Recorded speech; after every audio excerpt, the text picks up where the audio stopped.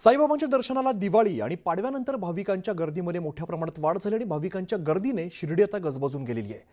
साईनामाचा जयघोष करत भक्त नतमस्तक होत आहेत आणि सलग आलेल्या सुट्ट्यांमुळे गर्दी आणखीनच वाढण्याची शक्यता सुद्धा आहे। त्यामुळे साईबाबा संस्थानकडून दर्शन, निवास आणि भोजनासह सुरक्षेची काळजी घेतली जाते।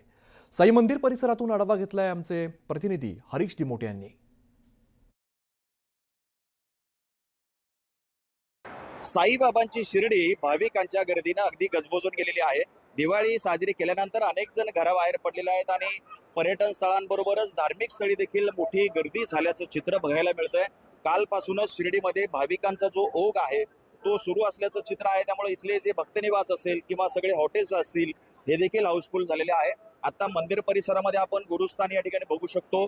जे भाविक दर्शन घेऊन बाहेर पडतात ते या ठिकाणी नतमस्तक होतात। हजारो भाविक आज शिर्डीमध्ये दाखल झालेले आहेत आणि सकाळपासून या ठिकाणच्या सगळ्या बाजारपेठा असतील, इथले सगळे भक्तनिवास असतील गजबजून गेलेले आहेत। भाविकांच्या गर्दीनं दर्शन रांगा फुलून गेलेल्या आहेत आणि भाविकांच्या दर्शनाची व्यवस्था असेल, निवासाची व्यवस्था असेल, त्यांना मोफत भोजन प्रसाद देखील साईबाबा संस्थानकडनं देण्यात येतो। साईबाबा संस्थानकडनं सुरक्षेची देखील विशेष काळजी या ठिकाणी घेण्यात येते। हजारो लाखो साई भक्त जरी आले तरी त्यांच्या राहण्याची व्यवस्था जी आहे ती शिर्डीमध्ये होत असते। त्यामुळं अनेक जण पर्यटन स्थळांबरोबरच धार्मिक स्थळी देखील गर्दी करत असल्याचं चित्र आहे। कालपासून गर्दीचा जो ओघ आहे तो वाढलेला दिसतोय आणि पुढील 4-5 दिवस शिर्डीमध्ये अशाच पद्धतीनं गर्दी बघायला मिळणार आहे।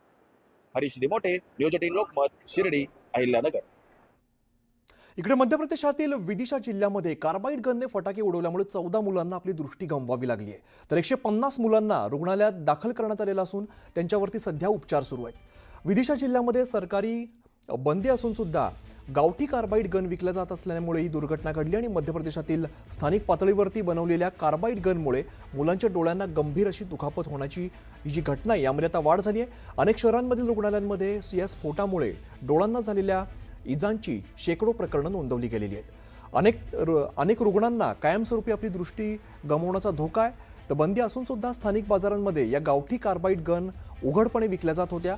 150 ते 200 रुपयांना विकली जाणारी गावठी उपकरणं खेळण्यांसारखी दिसत आहेत, परंतु बॉम्बच्या ताकदीने फुटू शकतात।